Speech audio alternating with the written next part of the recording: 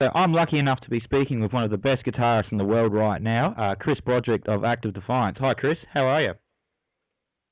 Good, good. Wow, lucky enough, huh? That's awesome. Well, thanks for the nice words. Oh, my pleasure. So 10 months ago, you announced to the world that you had left Megadeth due to musical differences, and since then you've been working hard on writing and releasing Act of Defiance's debut album, Birth and the Burial. Now that you've had a bit of time to reflect, do you believe that you made the right choice in leaving Megadeth? Yeah, it really was the only choice. It was more a matter of when was the only variable that would have been potentially different. Yeah, so obviously walking away from one of the biggest metal bands on the planet wouldn't have been an easy decision to make. Is there something that you're going to miss about being in the band? Yeah, I'm definitely going to miss the fans and the all the shows that we did, the Big Four. I mean, and all of that stuff is history now, but it's one of those things that, yeah, there are definitely fond memories of anything you do in life. What will you miss the least about being in Megadeth? Again, it's just the not really having any say or control in where my musical destiny goes. It's being able to now I have the freedom to be able to say, hey, I would like to sound this way and have this appearance, and so it's kind of being your own boss now. So let's talk a little bit about your album, Birth and the Burial. It came out last month. How would you describe it to someone that hasn't heard it yet? I like to say it's as if you invited all of your best metal friends, from progressive metal friends to thrash metal friends to Scandinavian metal friends, and invite them all into a mosh pit. That's what I like to liken it to. Sounds pretty good. It's been incredibly well received, and it's even entered the Billboard Top 200. Has the response met or exceeded your expectations? I didn't expect anything from the response one way or the other. In fact, I try and stay away from that because it's, you get so attached to stuff that you're working on as an artist that, you have to love it and like every aspect of it. But at the end of the day, I realized that, that might not mean anything to another individual. So I have no expectations as far as the release goes or what it should do or is supposed to do or anything like that. That to me is totally up to the fans, and I'm just glad that they it's doing well. What was the writing process for the album like?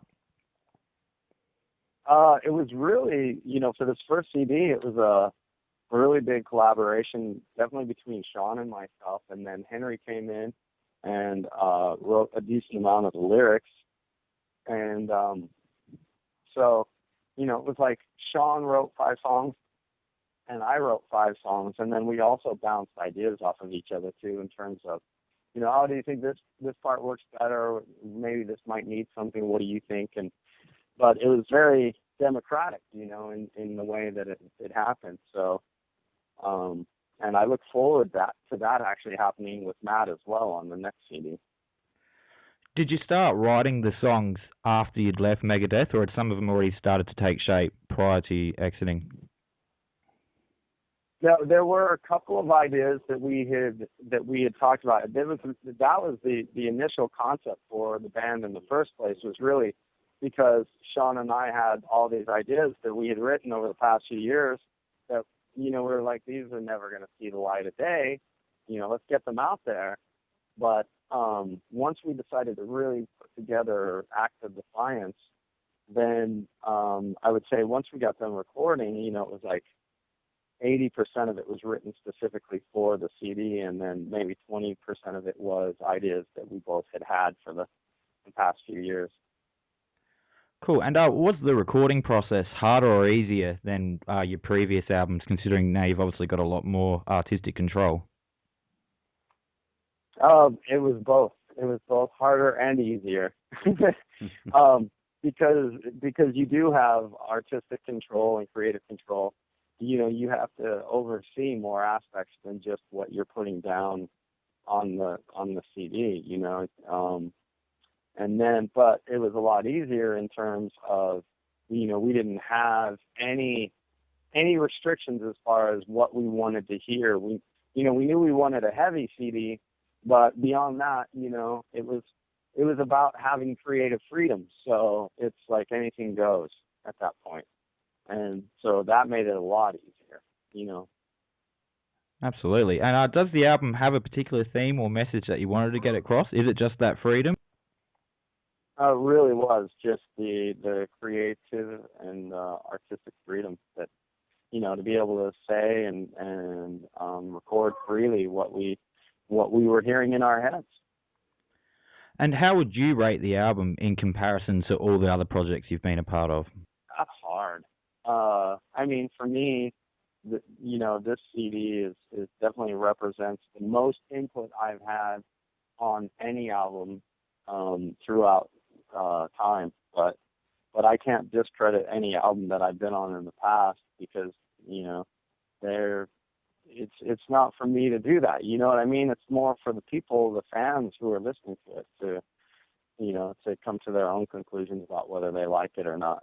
So I can't really answer that question well for you. So you'll be hitting the road in support of the album this coming October for your first ever headlining North American tour. What will the set list consist of? Will you be just playing Birth and the Burial songs, or will you be throwing a few songs from your members' other bands?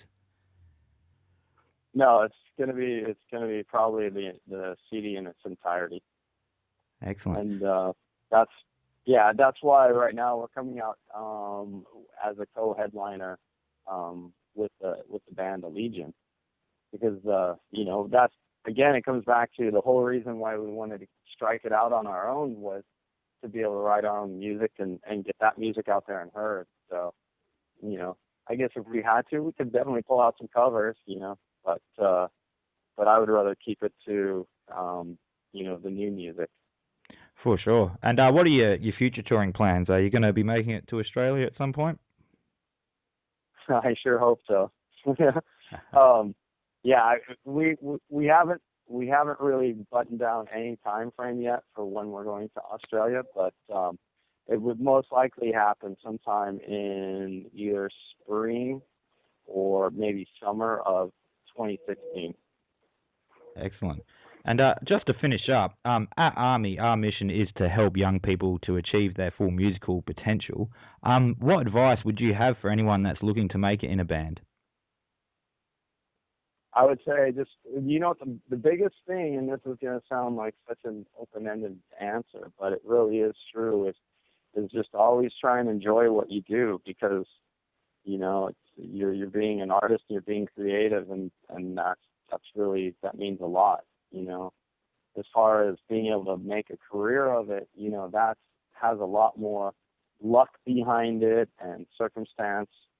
But with that being said, make sure you enjoy it. But with that being said, make sure you take every opportunity that you get and make sure that you are seen and heard by people, and just put yourself out there to increase those opportunities as much as possible. Brilliant. Well, thank you very much for your time, Chris. Congratulations on the album and good luck with the future tour. Thank you very much, Cameron. So we